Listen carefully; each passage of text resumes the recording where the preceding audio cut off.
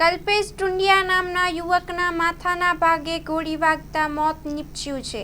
ગઈકાલે રાત્રે 10 વાગ્યા આસપાસ બોપલ પોલીસ સ્ટેશનમાં ટેલિફોન વર્દીથી જાણ કરવામાં આવેલી હતી કે એક ફાયરિંગનો બનાવ થયેલો છે અને એમાં એક વ્યક્તિ ઇજાગ્રસ્ત છે જેને હોસ્પિટલ દાખલ કરવામાં આવ્યા છે। આવી જાણ થતાં તુરંત જ બોપલ પોલીસ સરસ્વતી હોસ્પિટલ પહોંચે, જ્યાંથી જાણવા મળે કે આ ફાયરિંગનો જે બનાવ બનેલ છે તેમાં ઇજાગ્રસ્ત જેનું નામ છે કલ્પેશભાઈ ટુંડિયા, મૂળ રાજકોટના રહેવાસી છે, છેલ્લા 13 વર્ષથી અમદાવાદ ખાતે રહે છે અને શેર માર્કેટનો શેર બ્રોકર તરીકે ધંધો કરે છે। જેમના વાઇફ અને તેના દીકરી સાથે એ બોપલ પોલીસ સ્ટેશન વિસ્તારના કબીર એન્ક્લેવ પાસે શિવાલિક રો હાઉસમાં ભાડેથી મકાનમાં રહે છે। તે મૂળ રાજકોટના રહેવાસી છે અને ગઈકાલે રાતે 8:45 વાગ્યાના અરસામાં એક ફાયરિંગનો બનાવ બનેલો હતો, જેમના તેમની દીકરી ઘરે હાજર હતી અને તેમની દીકરીના જણાવ્યા મુજબ રાતે તેને ફાયરિંગનો અવાજ સંભળાયો। તેમના પિતા ઉપરના રૂમમાં એકલા હતા એટલે દોડીને ઉપર ગયા તો તેમના પિતા જે છે એ લોહી લુહાણ હાલતમાં પડેલા હતા અને તરત જ તેમણે તેમની માતાને જાણ કરી। તેમની માતા જે છે VIP રોડ પર એક ફૂડ સ્ટોલ છે ત્યાં કામ કરે છે અને એમની માતાને જાણ કરતાં તે તુરંત જ ઘરે આવી ગયેલા અને 108માં તેમને સરસ્વતી હોસ્પિટલ ખાતે લાવીને દાખલ કરેલા હતા, જેમાં ડૉક્ટરે તેમને મૃત જાહેર કરેલા છે। આ સમગ્ર બનાવમાં પોલીસે તરત જ ક્રાઇમ સીન જે છે પ્રિઝર્વ કરેલ છે।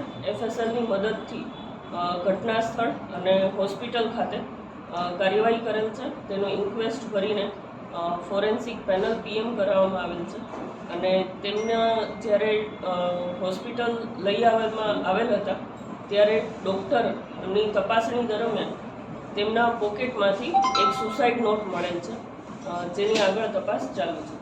આ જે સુસાઇડ નોટ એમની પાસેથી મળેલી છે એ એમણે જ લખી છે કે કેમ, તેમના જ હેન્ડરાઇટિંગ છે કે કેમ, તેમના પરિવાર સાથે એ સુસાઇડ નોટ બતાવવામાં આવેલ છે કે આ સુસાઇડ નોટ એમની પાસેથી મળેલ છે અને તેમાં એમણે જે કંઈ લખાણ કરેલ છે તે બાબતની તપાસ હાલ પોલીસ કરી રહી છે। આમના ઘરે રાતે કોઈ ગયું હતું એમની દીકરી પાસે, એ કોણ હતું? તેમની દીકરી અને તેના પિતા બંને ઘરે સાંજના સમયે એકલા હતા। તે દરમિયાન રાતે 2 વ્યક્તિઓ તેમના પિતાને મળવા માટે આવેલ હતા। દીકરી જે છે નીચે હોમવર્ક કરતી હતી અને તેના પિતાએ કહેલું હતું કે 2 વ્યક્તિ મને મળવા આવવાના છે તો અમે ઉપર બેસીને વાતચીત કરીશું। ત્યારબાદ એ 2 વ્યક્તિ જે મળવા આવેલા હતા તે નીચે આવી ગયેલા હતા। તે નીચે હતા અને તેના પિતા પછી એ બંનેને નીચે મૂકીને પોતે એકલા તેના રૂમમાં ગયેલા હતા અને ત્યારબાદ આ બનાવ બનેલો છે। જે 2 વ્યક્તિ મળવા આવેલા હતા તે વ્હાઇટ કલરની કાર લઈને આવ્યા હતા। તે કાર પોલીસ દ્વારા આઈડેન્ટિફાઈ કરવામાં આવેલ છે અને જે વ્યક્તિઓ મળવા આવેલા હતા તેને પણ આઈડેન્ટિફાઈ કરવામાં આવેલ છે અને હાલ તેમની તપાસ ચાલુ છે। આ ક્રાઇમ સીન પર કોઈ પુરાવા નાશ કરવાનું થયું એવું કંઈ જાણવા મળ્યું? હાલ જે ક્રાઇમ સીન છે પોલીસ જ્યારે પહોંચી ત્યારે તો એમના દીકરી અને તેની માતા જે છે એ બંને હોસ્પિટલ ખાતે હાજર હતા, એટલે પોલીસે ત્યાં જે ક્રાઇમ સીન છે ને પ્રિઝર્વ કરેલો છે। ત્યાં ઘણું લોહી વહી ગયેલું હતું અને ઉપરનો જે રૂમ છે ત્યાં ફાયરિંગના ખાલી કેસ અને બુલેટ મળી આવે છે। ટોટલ કેટલા રાઉન્ડ ફાયરિંગ અને વેપન ક્યાં? ટોટલ 1 રાઉન્ડ ફાયરિંગ થયેલાનું પ્રાથમિક તપાસમાં જણાવેલ છે અને આ જે ફાયરિંગ થયેલું છે તે બુલેટનો હેડશોટ છે, એટલે માથામાં એક ગોળી જેનું એન્ટ્રી એક્ઝિટ બંને વૂન્ડ પ્રેઝન્ટ છે, એટલે ગોળી માથામાંથી આરપાર નીકળેલી છે, એટલે એક ગોળીની ઈજા થયેલાનું પ્રાથમિક તપાસમાં જણાવેલ છે। આ સિવાય કોઈ ઈજા નથી। 2 જણ ગયા, હથિયાર ક્યાં? વેપન ક્યાં? કોઈ લઈ ગયું? હથિયાર કેટલું છે? હાલ સુધીની જે પોલીસ તપાસ થયેલી છે તેમાં સૌપ્રથમ તો એની ઈજા બાબતે, ત્યારબાદ તેનો ઇન્ક્વેસ્ટ કરીને ફોરેન્સિક પેનલ PM કરવામાં આવેલું છે। ઘટના સ્થળની તપાસ કરવામાં આવેલી છે। એ તપાસ દરમિયાન જે રૂમમાં બનાવ બનેલો છે ત્યાંથી ખાલી કેસ અને બુલેટ મળી આવેલ છે।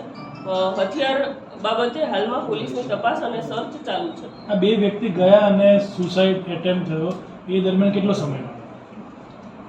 આશરે મતલબ એ 2 વ્યક્તિઓ આવ્યા હતા ત્યારથી એ લોકો 1 કલાક સુધી સાથે બેઠેલાનું એની દીકરી જે 14 વર્ષની છે એનું કેવું છે।